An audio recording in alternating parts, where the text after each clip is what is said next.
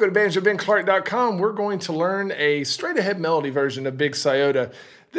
I think this melody is so very interesting. There's lots of possibilities that we can chase as we begin to improvise, but first we've got to have a hold of the basic melody. That's what this lesson is about. If you want to get into more of an advanced version, I also have that on the site, but for this lesson, let's just dial into what are those most important melody notes that makes Big Sciota Big Sciota. And if you're a Gold Pick member here at banjobenclark.com, you've got access to this video and many more, of course. I'd be honored to have you on board. If you're not yet, let's jump right into this lesson. The Big Sciota, it's a great old fiddle tune. It has an interesting chord progression that can seem to throw you off because it changes chords at weird times. But as far as the actual structure goes, this is a straight ahead fiddle tune structure that has an A part that's 8 measures long, then it repeats it. Then it goes into an 8-measure B part, then repeats that. So you're used to seeing that. The other thing that can kind of throw you off with Big Sciota is just the melody itself. It's a slippery melody is what I like to say. It throws some curveballs at you that you might not expect. That's why I love this solo, this lesson, because we're just going to concentrate on that basic melody. Then once you get that ingrained in your heart, then you can go from there and begin to improvise. And if you want to learn more of an advanced version, I have an example of that on this site. We are in the key of G, and we're going to kind of be down low for the A part. The B part climbs a little bit. We'll do the A part in this little video segment, and then we'll move on to the B parts as we go. And whenever we repeat these A and B parts, we'll introduce some variations that I think you'll like. Now we're just going to walk into it.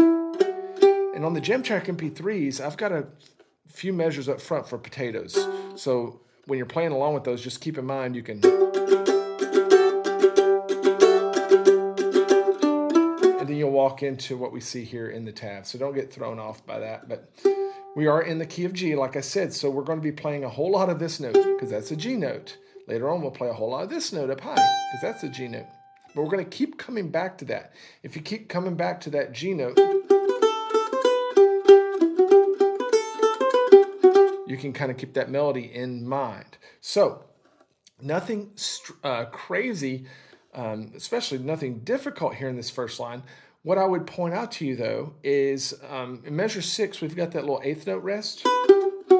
And it's kind of telling of this tune. The melody has some syncopated parts in it like that. They're not necessary to play, but it really sets it off. I like to also keep kind of a bouncy feel. So as we play this whole first line, it sounds something like this.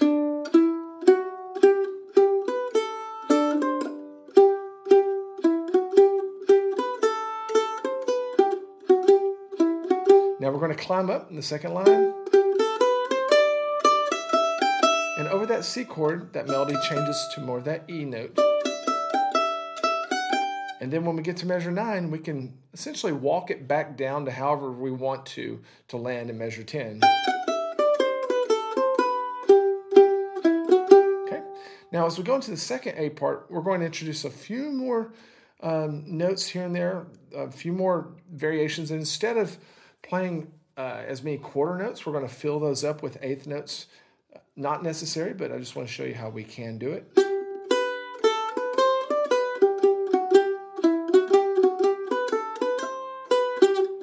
So the same melody's there, we're just not playing as many quarter notes. You can compare that to the first A part to see what I mean. Now as we climb up on the second line here of that A part, and we're going to that E string, this time we're going to slide into it. That's always an option. I think that sounds pretty cool. That whole line.